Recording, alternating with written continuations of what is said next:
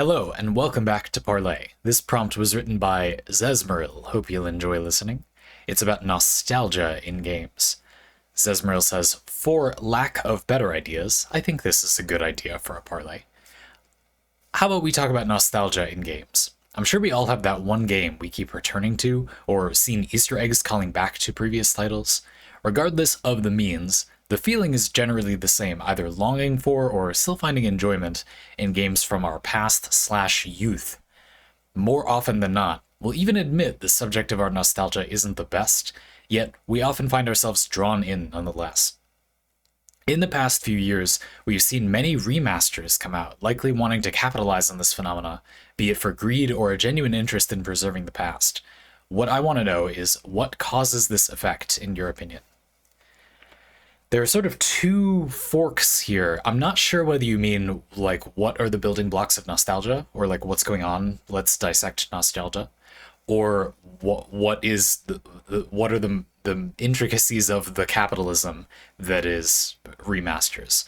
So I'm going to talk more about the remaster part because I think there's like sort of more to say, slash talking about the nostalgia thing helps talk about why and what with the remasters. So let's do both. Let's just do both. There are a couple of different things I'm going to do in this parlay, but it's a lot less big sections and a lot more small sections. But basically, I just want to talk about remasters, the mechanics of nostalgia, and then because of those mechanics of nostalgia, we're going to revisit remasters. Does that sound cool?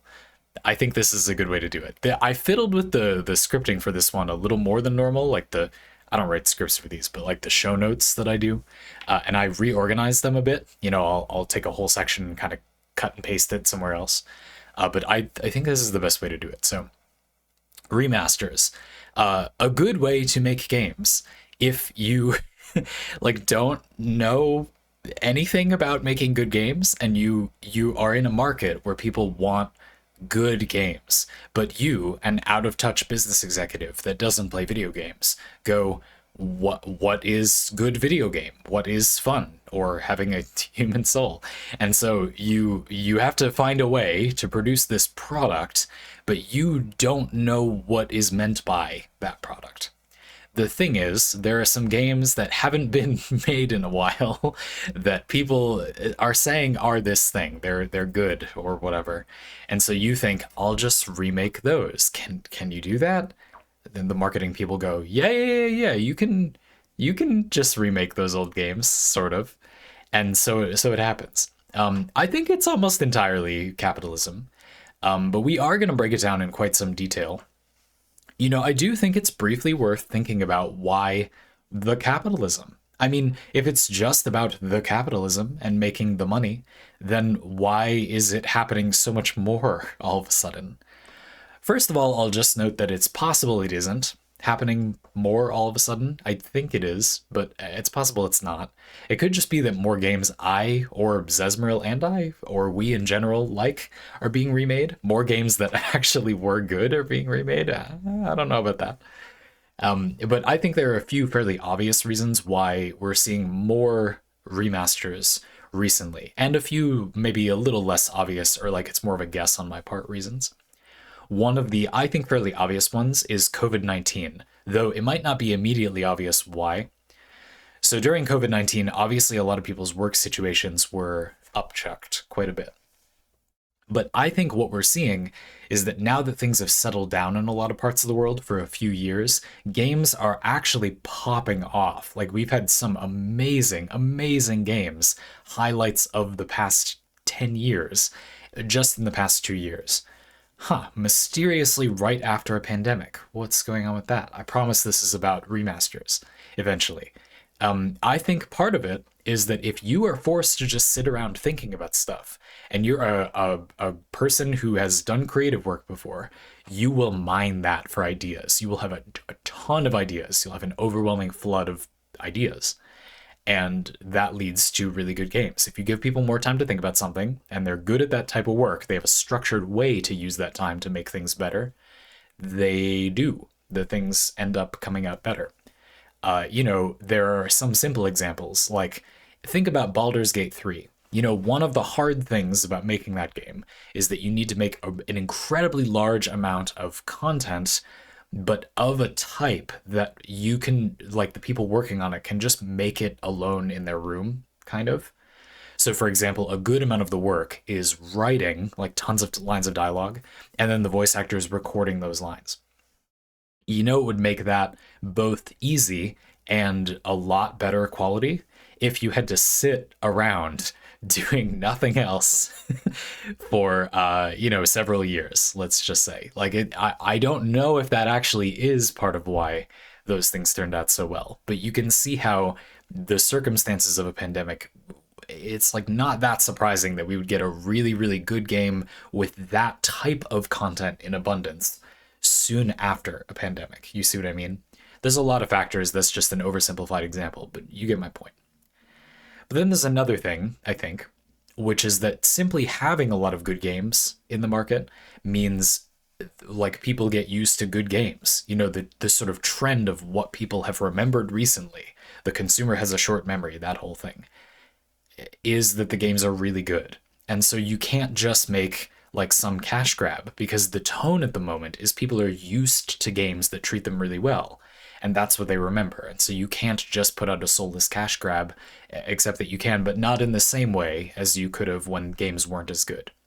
Does that now make sense why I think that's related to remasters? So, quite indirectly, but I think fairly obviously, COVID-19 will somehow be the cause of anything happening right now. And I do think that's part of why. Because it caused a creative spike that led to really good games. And in a market full of really good games, perhaps the easiest way to do something that would normally be a soulless cash grab is to just remake something that people already agree is good. We're going to come back to that at length later in the parlay. Because, like, what even is that? Does that actually work? I think no, but we're going to talk about it more later. But I think that's why we're seeing a lot of remakes. But is that a strategy even? We're going to talk about later. Another factor, I think, is the state of consoles. Like, you can't just make a console that has better hardware in a way that matters for a lot of kinds of games that much anymore because we have it's just not as big of a jump. It's not like PlayStation 1 to PlayStation 2.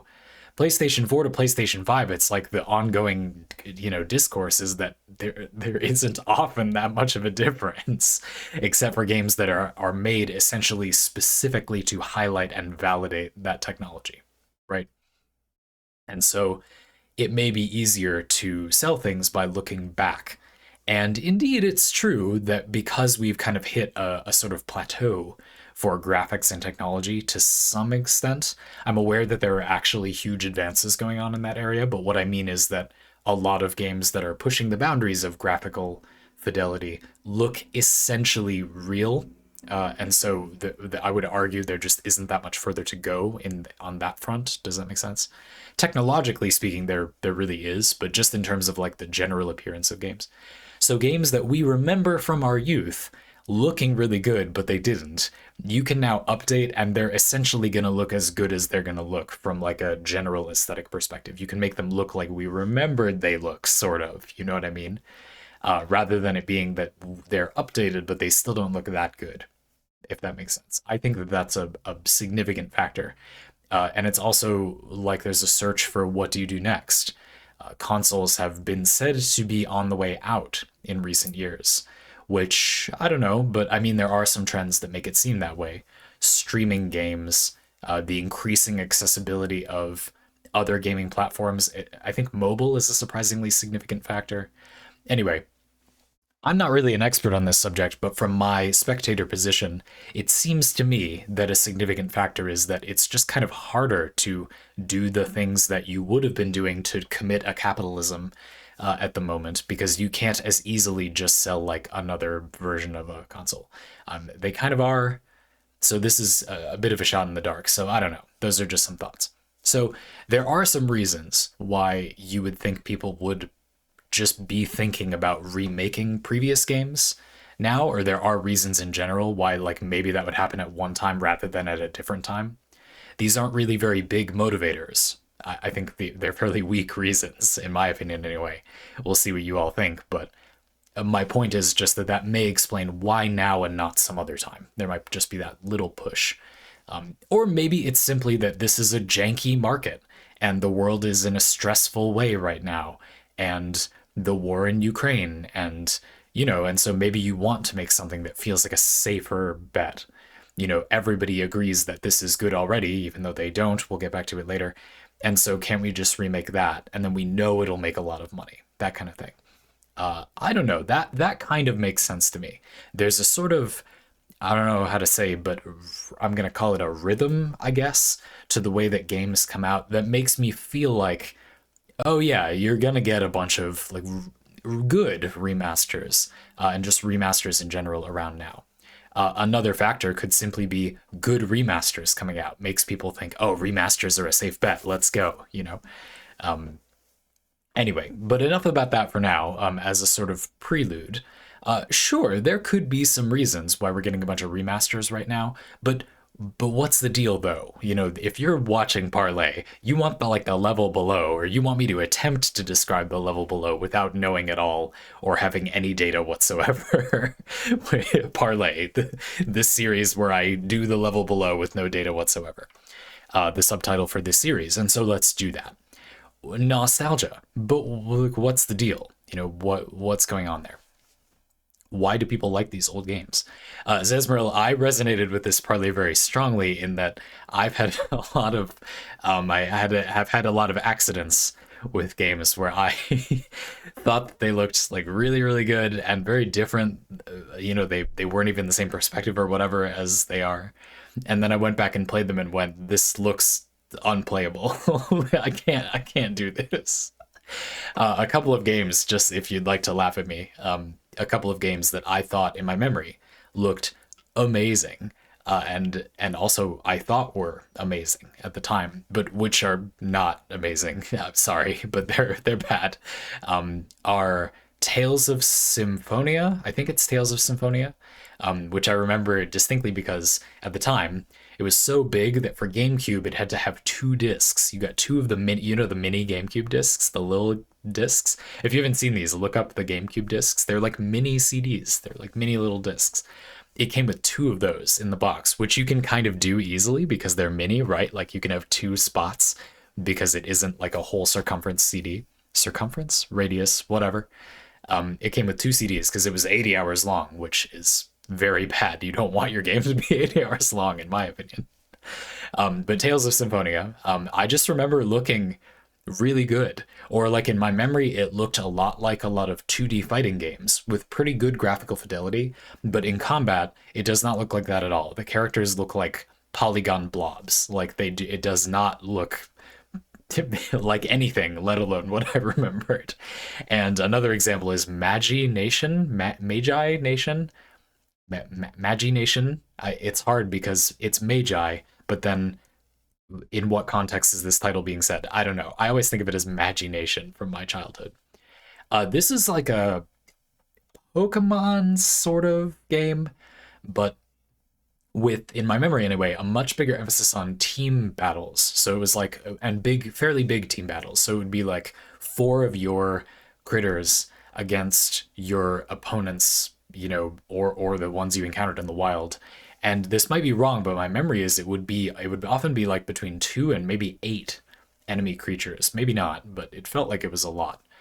And they had their own abilities. It really was a lot like Pokemon, but just with a greater emphasis on group, like medium-sized group battles, which is a cool gameplay mix-up for Pokemon. And this game is on one of the early Game Boys. So to be fair, it's not like Pokemon had been done to hell and back the way it has nowadays, or even if it had come out 5 or 6 years later. This was when I was a kid, and Pokemon had only been done to death instead of to hell and back. And so to be fair, that wasn't retreading ground as much as currently there are like 50,000 Pokemon and rip-off of Pokemon games.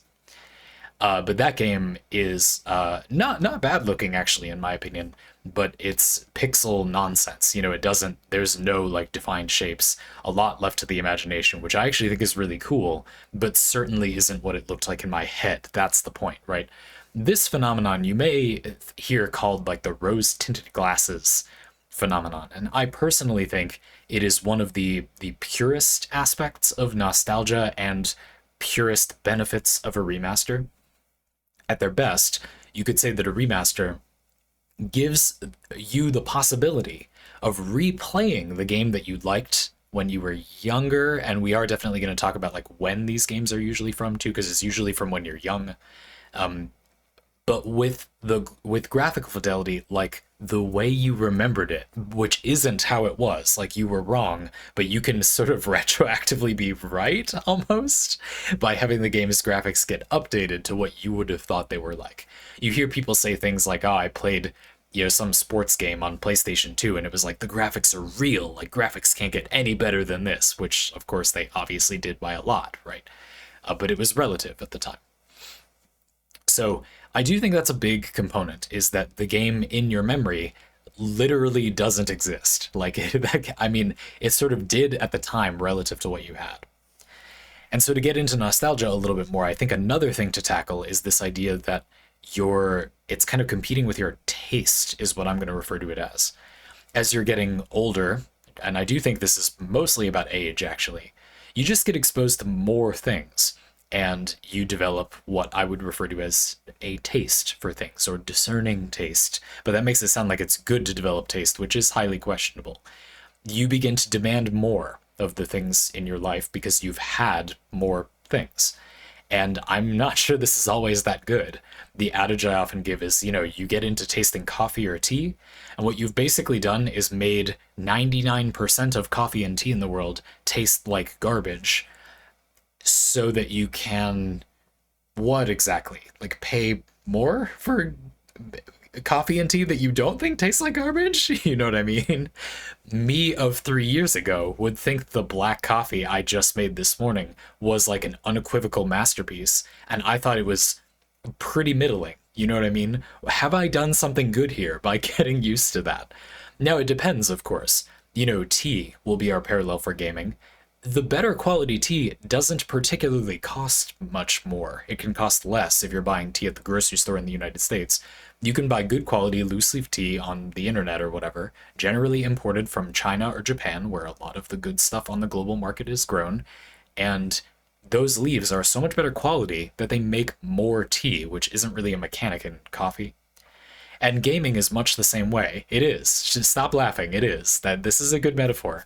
Because a lot of games are just the price they are. They are $10 to $20 because they're a smaller or independent title. They're $60 because they're a AAA title, or they're free to play because something live service business model. The price of the game just doesn't have to do with its quality. It's just not related to the quality of the game, except in very, very corner case situations. And even then, you're usually not saving like a meaningful amount of money. A more pared down or experimental game might be $5 instead of $10. And unless you're buying like 50 games like that, that just isn't a significant difference for a lot of people. So, like with tea, there just isn't a real cost to like getting the good stuff financially. But finding those games, I think this is another interesting point in favor of remasters. The more exacting your tastes become, the harder it is to find a game that you like at all. I'm currently experiencing this a bit with anime. There are a lot of shows that, and I highly recommend this, by the way, if you're looking for stuff to enjoy, but it'll be exhausted quickly, unfortunately. Look for shows that you've looked over a lot of times. They keep showing up. They keep poking in. Maybe recommended alongside something else you've enjoyed, or a lot of different things you've enjoyed. But you have some reason why you're just not going to watch that show. For example, I kept Hunter x Hunter. Hunter x Hunter, you'll find it as. And by the way, I watched the, I believe, 2011 version. There's an earlier version as well that I've heard is great, but I haven't watched yet. And the cover art of Hunter x Hunter is Gon and Killua, who I know very well now because I've watched it and I love that show. But Gon and Killua look like preteen kids. And I had this feeling that I don't normally care about in media, where I went, I just don't want to go on an adventure with those kids. Kids, you know what I mean? I don't know. I have a thing about this, I guess. I had a bee in my bonnet about this show for not really a reason. You know what I mean? I just kind of decided it was bad. Now, on paper, I love this show. I mean, it's weird. What the heck is this show about? Why is it called Hunter x Hunter? And it's these two innocent looking kids, and it has like a weird episode count. It has like 150 episodes, this run of the show. What's going on? That should have been a green light for me to go, oh, go watch that show, because it's probably something unique and weird and good in a way other things won't be, which it is, in my opinion. It's exactly all of those things. And you can see that just looking at it from a distance, but for some reason, I got it in my head that I'm just not going to watch this show. And I finally did, and it is like easily one of my favorite shows of all time. It's great. I believe it is one of the objectively better shows of all time. I would go a lot further than just I liked it. It is like an objectively superior product to most other stories told by humans, in my humble opinion. But it is still a matter of liking the subject matter. It's an incredibly dark and incredibly actiony and really good looking, very consistently beautiful piece of art show with a very interesting way of telling its narrative and a shockingly small amount of what I would call filler and really interesting pacing, at times really weird pacing. If you've watched Hunter x Hunter, you probably know what I'm talking about. It's the Chimera Ant arc, but I actually really liked that. I'm just saying it was weird. It was really good, but I just kind of wouldn't go there. And the reason I'm bringing this up is not just to tell you about the show that I like, or to recommend that you go watch those things if you have them in your life or play those games, though I am recommending all of those things. I'm telling you about this because I think that it demonstrates how it is not easy. It is not free of cost to just go find more games you will like. And I believe it does generally get harder and harder the older you get, not just because you've consumed a lot of things. Goodness knows there are enough damn things being made. I don't think you're gonna like run out or something, but it feels like you do. And a lot of the obviously good things you will have just found, you know. If they were easy to find, you will have found them mostly. Even then, I always arrogantly think I'm not going to get surprised again, but then I do. The point I'm trying to make, though, is that it then becomes very attractive to play an updated version of something you played a long time ago, especially if it's not the same. We're quickly getting to the topic of but how do you actually make a good remaster? And I believe this is one reason why it's not necessarily good for it to be the same as it was when you played it mechanically. Graphically, yes, they'll probably update it. I think that's one of the easiest wins for most remasters, though there are some types of games where it makes sense not to, I guess. Their aesthetic is sort of part of it, and so you want it to remain pixel art, for example. A game that comes to mind is where it kind of depends, opinion could be divided, would be like Dwarf Fortress. Look that up, and I think you'll immediately see what I mean if you're not familiar. Updating the graphics or not, I would imagine, is like there's a good argument both ways. I feel like there's a good argument both ways. That aesthetic is kind of part of the experience a little bit, but there are also a lot of advantages to updating the graphics. Anyway, the point I'm trying to make is just that having that feeling like you can get your nostalgia feeling, which is essentially just wanting to go back to an earlier time in your life that you like, and kind of doesn't have that much to do with games, but you're going to get there using a game in this case. And games are something you do actively, and so maybe they're kind of uniquely good at that. I just squished the entire discussion about nostalgia into that one sentence, so I hope you enjoyed it. We're moving on. You can marry that with your updated taste, so you can have a game that evokes your nostalgia for something that your current taste doesn't line up with, but have it line up with your current taste. Sounds pretty magical in theory, right? So how do you actually do that, though? Do remasters, do they consistently actually do that? Because they don't, and I'm being facetious, so let's talk about why not. No, it depends. So, of course, there's the graphics situation, and we talked a little bit about a more complicated aspect, which is what do you do about the mechanics? I feel like there are at least two categories here for what you do with the mechanics. There are some where a lot of remasters are going to misguidedly not change, but you should change, in my opinion, because those are things that the gaming industry has basically just updated or moved on from.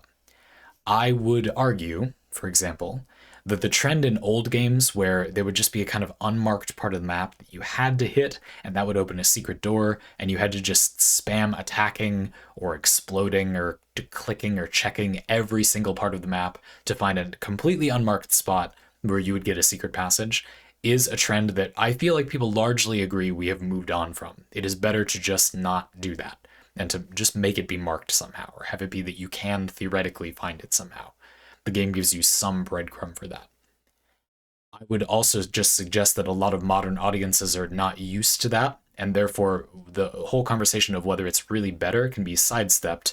That won't go over well just by virtue of people not being used to it. It's not what they're around. They haven't grown to tolerate it. You could dissect whether it's really good deep down or not, I don't know, but none of us can actually be in that platonic ideal world, and so in the world we are, I have a feeling it would be better in essentially every single game in existence to just update those things to be more visual. I can't give you that many good examples of this, but I don't know. I mean, there are also lots of things that were limitations of hardware. Maybe there's music that was on limited, tracks because they didn't have that much space to store music. There just weren't that many bands to, put notes in to make, 8-bit sounding music, right? And now it might be nice to preserve that feeling. Though I would argue that musically, you could probably preserve that feeling while still making music that actually does use more than 8 bands. You could make it feel like that by analyzing in music theory what exactly is making it that way. But anyway, or you could keep it that way, or you could just update that. Again, we're not necessarily trying to make the game the same as what you experienced before, in my opinion. It's good to keep in mind that this is maybe to marry it with your current taste, or current tastes generally. After all, the game will probably be purchased by lots of people who hear people say this game is really good, but they don't want to play the old ass version, And so they want to play the updated one. And so making the game good on its own merits, while kind of outside the scope of this parlay, is meaningful, I think. And as a nice kind of combo, it often serves the purpose of the nostalgia and taste thing as well. You will want the game to have like good, updated, modern design, whatever that means. You know what I mean. Now, on the other hand, there are a lot of aspects where you have to make a call because it's kind of a gray area. An example I like is there's a Resident Evil game on the GameCube where to kind of make the environments look really good, the game takes place in a haunted mansion. And so what they did is the GameCube has terrible processing power, so they took pictures, just images that someone painted or drew or whatever, rendered, and put them on the backgrounds. So the background is a flat image with like really clever use of lighting, and the camera angle is static, so the background can be an image. It is not polygons. It's not a 3D environment. It looks like it is, but it isn't. It looks really good, but it is not a 3D environment. It's an image. And because it's an image, the camera has to stay put. So you're walking around in these cramped corridors, and the camera does not follow you. You just kind of walk through a picture. Go look up some gameplay of this. I wish I knew which Resident Evil game number it was, and you'll see what I mean. And that makes the game feel like kind of stressful and tense, but in a really unique kind of bad way, where you're sort of wrestling with the controls a bit, you know what I mean? This is one where I think it might seem like it's going to ruin the experience if you just make the mechanics totally different. But if we break down what is happening from a gameplay perspective, the reason for that feeling of like stress and claustrophobia, could you not do that if you made the game another way? No, you could do that if you made the game feel different. You don't have to have a fixed camera to create that feeling. You probably ought not to have a fixed camera to create that feeling. You can feel free to make gameplay that evokes that feeling using basically completely different techniques visually, except from a marketing perspective. From an actual game, fun, human being enjoying themselves perspective, I would argue that is the best way to do it. Break down what in-game design was working about the janky way the old game worked, do away with the jankiness, but make a new game that achieves the same effect just using different, hopefully better feeling game design techniques. Or more modern design, I guess. This will seem like it's not just updating the original. It'll seem like it's changing it, but it won't. It will hopefully make it feel like the original without being like annoying the way the original was. Sometimes this might be a little difficult. The load time for that Resident Evil game where you open the door and it's just a black screen with you opening a door, yeah, that's not great, but having there be some anticipation while you go into the next room. Or I saw a funny review where the person commented how you would be worried you'd mess up a puzzle because it's like the horror of going back through all the damn doors. It would take forever, basically. Like backtracking would take much longer. There's a bit of a question about whether, like, what do you even do to replicate that? I mean, off the top of my head, it feels like if you're opening a door to a room for the first time, maybe you leave it the same. You leave in a delay where there's tension. Make it look better or whatever. But leave in a delay so there's that tension. But only the first time you go through a door, and add fast travel to the game. Something like that. And then you still get the best parts of that benefit, but you mostly remove fluff or like time where you're just stalling or waiting. And if you want to make it still feel annoying to backtrack, you could like respawn zombies or like put them in a different... I don't know that much about this game. It's just the visual example that popped into my head. Now, I was saying earlier, I think the problem with this is really just marketing. I think a lot of people do not think or have not thought about this entire parlay, and so throw all of that out, and they're just thinking, no, it's the thing I like from my childhood, don't change my childhood, you're ruining my memories, you're changing my life. They're not. I don't think it actually benefits you for it to be like the same as your childhood. You could just go play the game from your childhood if you wanted that, by the way. Sure, there is some concern about the game not being preserved as well, sure. But no matter what happens, the game won't be the same as the game from your childhood. No matter what, it's not going to be the same game. So I think the entire premise that it like wouldn't change the thing that is your baby from your childhood is kind of flawed. Like it can't not change it. But a lot of people behave this way, okay? I mean, that's just true. People do rage comment on these games and complain about anything that is different just because it is different, even though the entire premise of a remaster being good is that things are different. That's why it's a remaster and not just re-releasing the game or you playing the old game, you know what I mean? I think that opinion is stupid. No, really not any more complicated than that. That's just a stupid thing to think. But tons of people think it. So we are going to talk a little bit about why. And is there anything you can do? I don't know. I just want to ignore these people, but you kind of can't. Like it has a market impact on your game. So being a developer for a large company does not sound fun to me for exactly this reason. But one thing that comes to mind is that the core issue, to me anyway, is the same issue that there basically always is in design, where, you know, it's about fun. Shouldn't it be easy for players to detect whether a game is fun? Just play it, or watch someone playing it, I guess, and look at what they're doing, and think to yourself, does that look fun? And then if it does, play the game. But the problem is figuring out what was fun to you about these games is hard. And people are busy and don't have time to do that, and don't do this for a living like I do. Maybe don't have time to listen to some nerd waffle about it for 33 minutes like you just did, dear listener. And so I bring up this point a lot, of course, but I bring it up because I think it's important. The marketing doesn't only come from manipulating people to not focus on the gameplay, which isn't that good, and sell games that are not actually that fun, but look really fun, whatever that means. They look really good in trailers and stuff, you know. That's not only done to deceive people. It's partially done because the consumer does not have a way to choose games that they would find fun that is particularly reliable. They could use genre, which sort of doesn't exist, but there are things like, you know, a first-person shooter, which on its own that term means nothing. The game is from a first-person perspective, it could be anything. But is often understood to mean it is more or less Call of Duty, which, like, if there was a genre that was just named, it's more or less Call of Duty.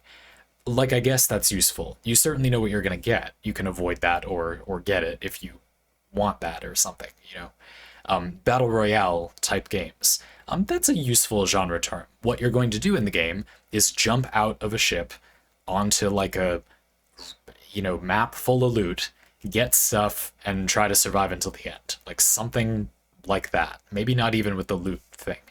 But that's a somewhat useful genre term. Like obviously those are kind of useful. And players use them. They'll say like what type of game is it or what genre is it. But I think you see my point. One of the hard things is that to say, why do you want it to be the same as the game in your childhood? Why don't you instead want it to be like this thing that from a game design perspective evokes the feelings from your childhood? Doesn't really work for a lot of people, because what you're arguing is that they should want something completely different because those completely different things will make them feel the same.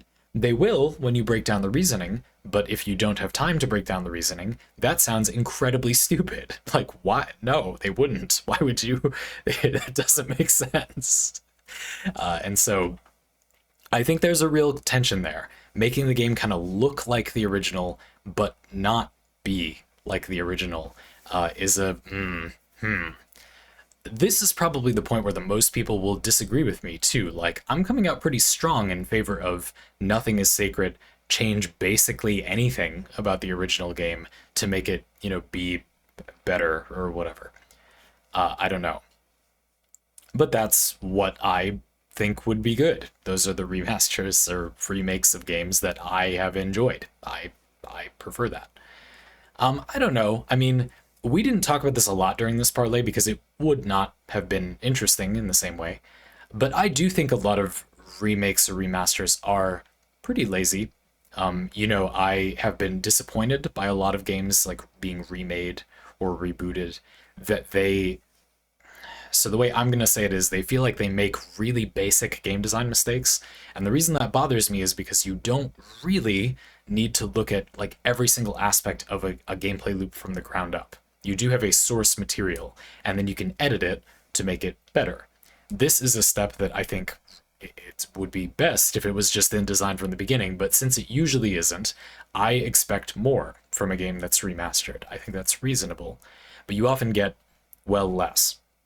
For me, the recent game that bothered me this way was Risk of Rain Returns, which is like kind of a remake, update, remaster of Risk of Rain 1. Now, in some ways, this game should have been a red flag, right? Like, Risk of Rain 1 isn't, like, that old or unplayable, I guess. The company's just come a long way, sure. And there might be various reasons why that was made that we won't get into here.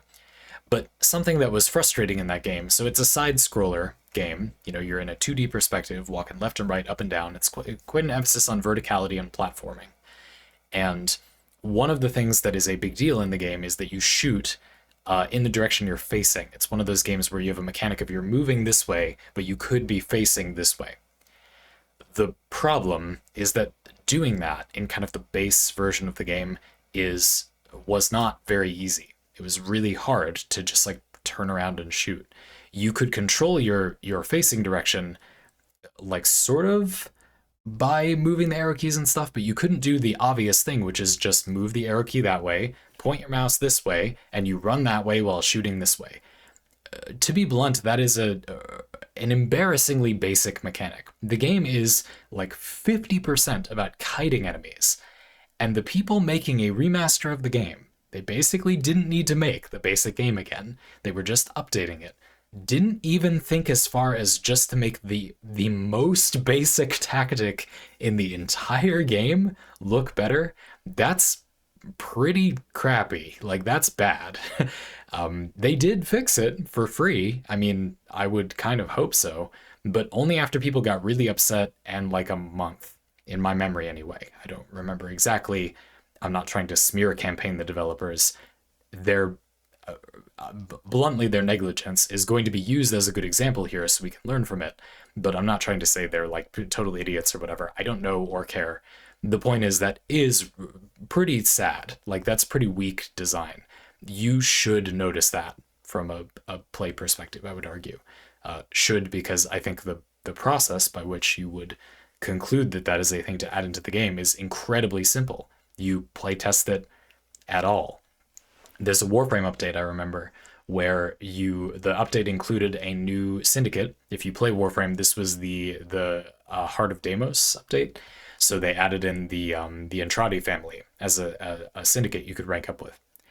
And it's very easy in Warframe to rank up to the first level with a syndicate, like from neutral to the very first level. They make it really easy so that you get in there quick, right? You feel like you're known to them rather early. You know, you only have to do a few things. To rank up to that first level, you had to get like a ton of like a certain type of token from doing something in the open world that was like essentially impossible to get, you know, in any meaningful amount of time, like without spending like weeks or something. And a lot of players kind of mistakenly made the point that you can buy these tokens for paid currency in the game, but at the time that the game came out, you couldn't buy them. You know, which ones are offered every day, the tokens depend on the day. So at the time the game released, it's not like they made it so you needed a ton of these and then that was meant to be a cash grab because you'd have to go buy them. You, in my memory anyway, you could not go buy them. It was a mistake. And my point is, it was a very embarrassing mistake because all you would have needed to do is play the game for maybe 15 to 30 minutes, and every single person who did that would be absolutely required to run into this roadblock, which means they did not play the game for 15 to 30 minutes before releasing it, or their playtesters that did, they did not listen to at all. That is a very, very pathetic state of development. Like that's bad. That's a low point for me. That was the update that kind of broke me personally. And Warframe at the moment is earning some trust back, in my opinion. You know, new updates are somewhat reliably going better, though I don't think I would ever be willing to stream an update early on ever again at this point. That kind of thing, in my opinion, should be the easiest to catch in a remaster. Like, if you feel like there's some excuse for the Warframe example, it's a live service game and they just ran out of time, okay, whatever. But I think we can agree that if the game was being remastered, there's definitely no excuse, especially if you get to look back and remember that it was so awful when you messed that up the first time. Imagine if they released all of Warframe again or something. That would be weird. And they didn't do that again. You would be like, what? You didn't even try. You know what I mean? That's how it would feel. So I am pretty cynical about remasters. I've been talking a lot about remasters in this video, which is a little unfair because I don't like or play them almost ever. Now, obviously, I've played some sometimes. Like that, it's not like I've never looked back at games or wanted to play an updated version. There was that Metroid Prime remaster. I thought that has been very cool so far. That was a game I had revisited and thought, wow, this is so much worse than I remember it as an adult just a few years prior, and then was surprised to see them remaster. I thought that was good. I've been following some of the Resident Evil has come up already, like some of those remasters. I've just been like watching them, observing them. But I can't think of too many others. So I will say that I'm not a connoisseur of this genre, and the reason is that I think for all of the theory I presented about how it could be really, really good, I think they are usually really, really not. Or you could argue it's actually pretty hard to, you know, make it good. I think a lot of games are good the first time somewhat by accident. They're not incredibly carefully crafted things in every way. They hit a certain combination of ingredients that just works for the audience with some well-crafted components. Therefore, you could argue that to make a remaster is actually really hard compared to most games. You can't just make whatever. You have to understand what the previous game was doing, but then also head off mistakes it made, understanding it arguably better than the developers at the time maybe even did then when they made it, while adding in modern sensibilities, while somehow making it appeal to people who will wrongly argue that it should be the exact same as it was before. I guess that's really hard, you know what I mean? But because I think that, I don't get very excited when I see a remaster of something. As one last thought, I have been interested for a long time in a subject related to this parlay, which I'm going to call... I talked about this in a parlay one time.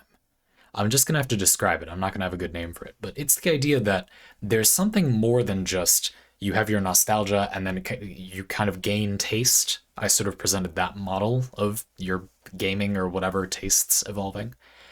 I have experienced something that I'm sure plenty of other people have, where there's been another thing. There are kind of these jumps forward where I sort of have a breakthrough and no longer like that earlier series of things I enjoyed, and now I like these things very vaguely. So, for example, I think of World of Warcraft as being nostalgic, but I know for sure I don't like it and don't want to play it more. And part of the reason is, like, I could tell you in great detail. We could do a whole parlay on that, actually. I have a lot to say about World of Warcraft, but it's a game that I would currently argue doesn't have much value. It's kind of like a weird social experiment, or it created a social environment a lot of people wanted, but the game itself did almost nothing right, in my opinion. It just sort of happened to create a social environment a lot of people wanted. And you can look to other games that have tried to do that on purpose, basically. I think Final Fantasy XIV is doing some of it well on purpose. But there are other parts, like some of the open world PvP and guild intricacies, that it would be very difficult to do on purpose. And so I've thought about that a lot. Like I have a very developed opinion on what I liked about the game specifically, and why I won't get that if I play the game again, and why I don't even know how you would make a game that reliably provided those things. Like I'm not even sure how you even could have those experiences anymore. It almost feels like they're not possible anymore. That's a complicated subject, but to some extent, I feel like I've not just updated my tastes. I have kind of moved on as a human being from those games. I don't mean to make this sound like super highfalutin. I just don't know what's going on exactly. And breaking down the mechanics of that would be a whole interesting thing as well. There are games I played when I was younger that I said I remembered fondly, and it feels like something I could be interested in now. Imagination and Tales of Symphonia both have like kind of meaningful, I thought at the time, but it seems like they, anyway, like build systems, you know.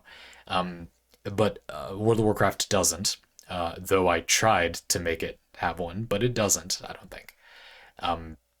And that's a whole interesting thing. You know, I kind of look back on those games more fondly because I haven't really moved on from them psychologically, or I haven't digested them fully enough to know I don't need this anymore.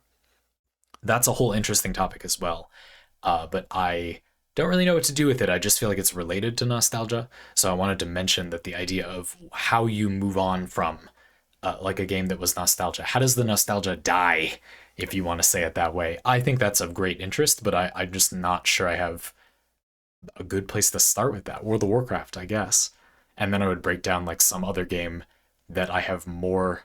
What's the oldest game that I have more positive feelings about, that I feel nostalgic for? We can't use Tales of Symphonia or Imagination because I don't know anything about them really. Whereas I remember like intricate details about World of Warcraft. League of Legends, I guess, but I'm not sure that's going to be that useful. I feel mostly the same as I do about World of Warcraft.